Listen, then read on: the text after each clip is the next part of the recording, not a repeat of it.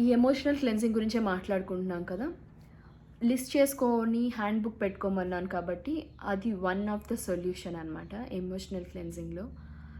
And మీరు spiritually active person అయితే get more deep into it. Like spend more meditation, ఇలాంటి meditation stuff కానీ, జెన్ stuff కానీ, ఏమన్నా వర్క్ చేసేటప్పుడు దాని మీదే ఫోకస్ చేయడము, ఇట్లాంటివన్నీ అనమాట. ఎందుకంటే ఎమోషనల్ క్లెన్సింగ్ ఎందుకు చాలా ఇంపార్టెంట్ అంటే నేను ఖచ్చితంగా చెప్తాను. More than a physical cleansing. Physical cleansing baby కోసం ఇంపార్టెంట్.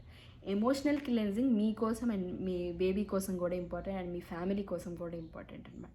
వాళ్ళంతా బాగుంటేనే మనము బాగుంటాం. ఎవ్రీథింగ్ ఈజ్ మ్యాథ్స్లో ఉంటుంది కదా, డబల్ సైడెడ్ యారో లాగా, అట్లా అనమాట ఇంటర్ రిలేషన్.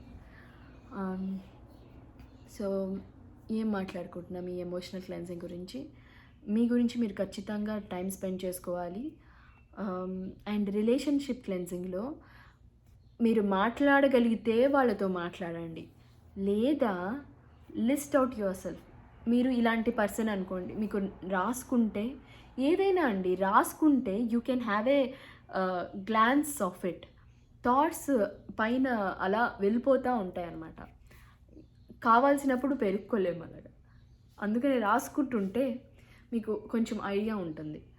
ప్రెగ్నెన్సీ సిరీస్లో ఈ ఎమోషనల్ క్లెన్సింగ్ రియల్లీ ఇంపార్టెంట్. ఎందుకు 3 వీడియోస్ చేస్తున్నానంటే దీని మీద అది ఎంత ఇంపార్టెంటో మీకు ఖచ్చితంగా తెలుసుకోవాలి.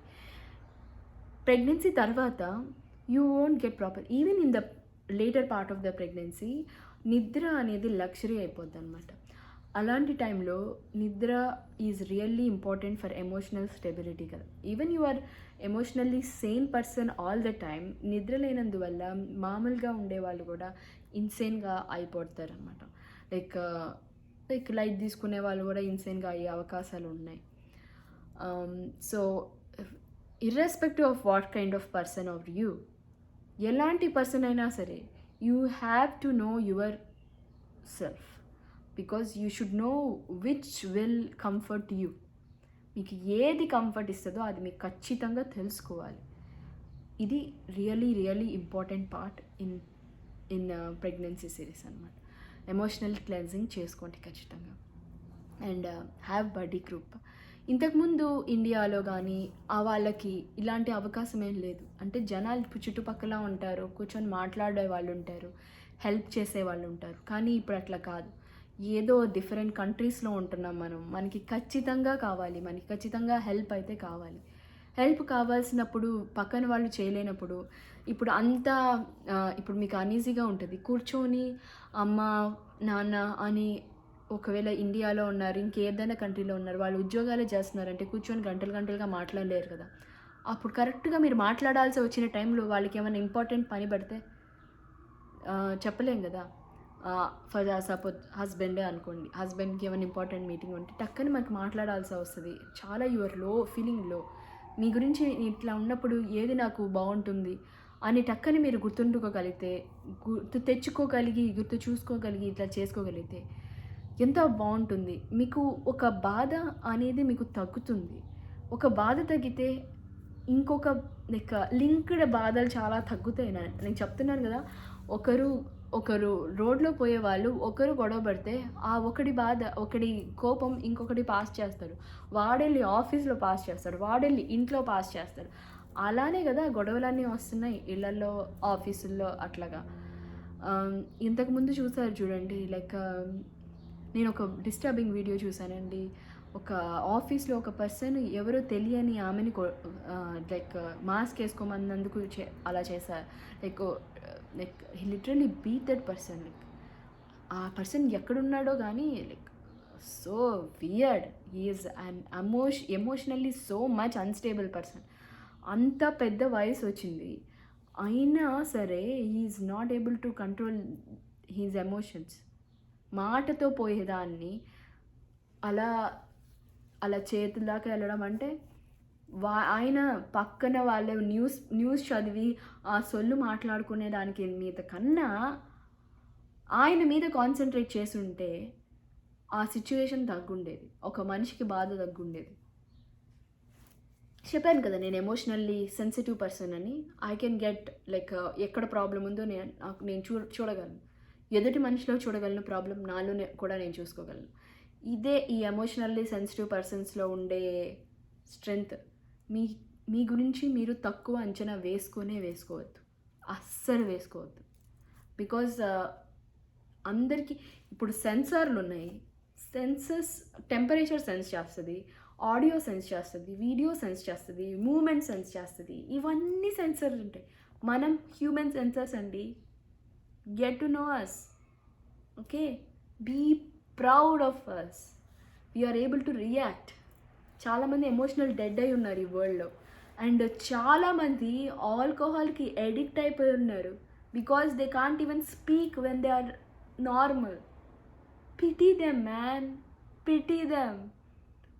ఏదో ఒక ఎక్స్టర్నల్ ఐటెంతో పెట్టుకుంటే తప్ప వాళ్ళు మనసులో మాట్లాడలేనంత వీక్ పర్సన్స్ వాళ్ళు. See the bright side of you. మీకు ఏమి ఒక మీరు అర్థం చేసుకోవాలన్నా మీకు ఏమీ అవసరం లేదు. మీరు you are pretty much alive. All you need to know is know more about yourself. Have comfort for yourself, have comfort matrix for yourself, okay? Don't be like ashamed that you are an emotionally sensitive person, okay? నేను చాలా మందిని చూశాను, నా ఫ్రెండ్స్లోనే చూశాను. ఇక్కడ ఈ టైంలో పుట్టిన వాళ్ళు ఎమోషనల్లీ సెన్సిటివ్, దే క్లింగ్ ఆన్ అని.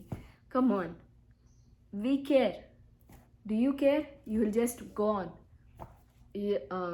వీధిలో వాళ్ళు ఒక చలితో వణుకుతూ ఉంటే చూసి చూడకుండా వెళ్ళిపోతారు. కానీ మనం వీ కెన్ గెట్ మూడ్. చొరవ తీసుకొని వెళ్ళి మాట్లాడగలము, ఏమైనా హెల్ప్ కావాలని చేయగలం. అండ్ ఆఫ్టర్ దట్ ఓకే పొరపాటున అడిగానే అని కూడా మనము కన్నా మనకి ఏది ఇంపార్టెంట్ ఉంటుంది? ఓకే అడిగామే, ఒకవేళ నీడీ పర్సన్ అయితే కావాల్సి ఉంటుందేమో కదా అని అడిగామే అని ఉంటుంది. అది లైట్ పర్సన్స్కి తెలీదు.